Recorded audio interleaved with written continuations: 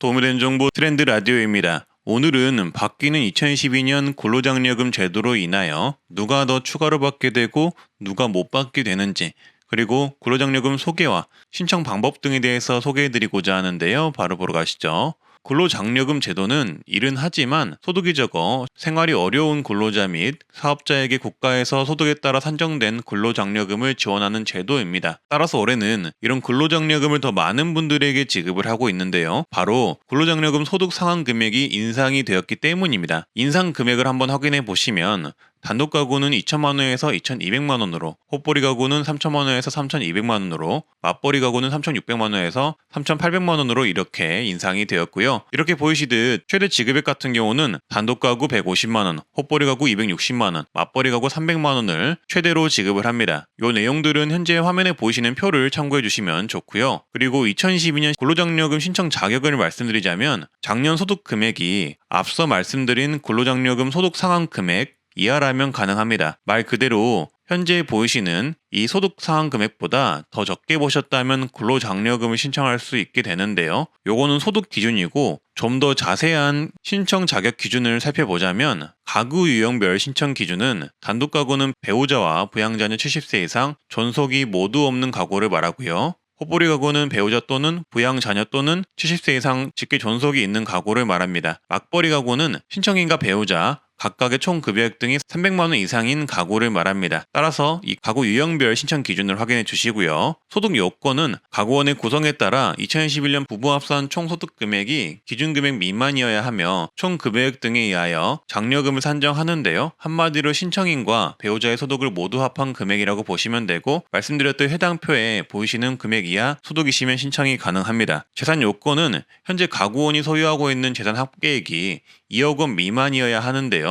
주택, 토지, 건축물, 승용차, 전세금, 금융자산, 부동산 등 모든 재산을 합산한 금액이며 부채는 차감하지 않는다고 합니다. 신청 제외 대상은 대표적으로 배우자 포함하여 전문직 사업을 영위하고 있는 자는 신청이 제외가 된다고 합니다. 그리고 추가 신청 제외 요건이 생겼는데요. 이 부분은 영상 바로 뒤편에 말씀드리도록 하겠습니다. 신청 기간은 정기 신청은 5월 1일부터 31일까지고요. 정기 신청을 못 하시고 기한이 지나서 신청하는 경우는 기한 후 신청을 하시면 되는데요. 6월 1일부터 11월 30일까지 하시면 됩니다. 하지만 기한 후 신청의 경우 원래 받을 금액의 90%만 지급을 하기 때문에 손해를 볼 수 있다는 점 참고를 해주시고요. 반기 신청으로는 9월 1일부터 15일까지 신청하는 상반기부 반기 신청이 가능합니다. 여기서 반기 신청과 정기 신청이 궁금하실 수 있는데요. 2022년에 바뀐 내용으로 설명을 드릴게요. 근로장려금은 정기 지급 방식, 반기 지급 방식으로 나뉘어져 있고요. 정기 지급은 1년에 한 번, 반기 지급은 1년에 2번 나눠서 신청하는 것이라고 보시면 되겠습니다. 정기 지급은 5월에 신청하셔서 9월에 받을 수가 있고, 반기 지급은 3월, 9월에 2번 신청하셔서 6월과 12월에 나눠서 받을 수 있다.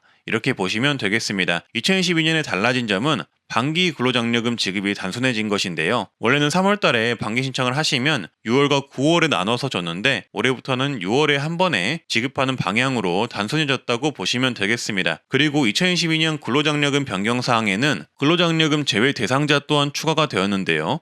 앞으로 월 평균 급여가 500만 원 이상인 분들은 근로장려금을 받을 수가 없게 됩니다. 500만 원 이상의 월급을 받으면서도 근로장려금을 받아가는 사례가 있어서 제도를 보완한 것인데요. 예를 들어서 기존에는 연봉은 높더라도 이직, 취업 등으로 연말 또는 하반기에 취업을 하는 경우 연소득으로 따지면 버는 금액이 적기 때문에 지급 대상이 될 수가 있었다고 합니다. 하지만 이러한 고액 연봉자는 앞으로 올해부터는 지급 대상에서 제외가 되니 참고해 주시면 되겠습니다. 신청 방법의 경우 안내문을 받은 경우와 받지 않은 경우, 그리고 모바일로 받았냐, 우편으로 받았냐에 따라서 달라질 수가 있는데요. 설명드리는 것보다는 신청 방법을 한눈에 정리한 국세청 사이트를 아래 하단 댓글에 남겨놓을 테니 화면을 봐주시거나 댓글 링크를 통해서 확인해 주시면 편하실 듯 합니다. 네, 오늘은 이렇게 바뀐 2012년 근로장려금 제도에 대해서 정리를 해봤는데요. 조금이라도 도움이 되셨으면 하고요. 앞으로도 이렇게 도움이 되는 정보로 찾아뵙겠습니다. 구독과 좋아요, 알림 설정 부탁드리고요. 오늘도 건강하시고 행복한 하루 되시길 바라겠습니다. 감사합니다.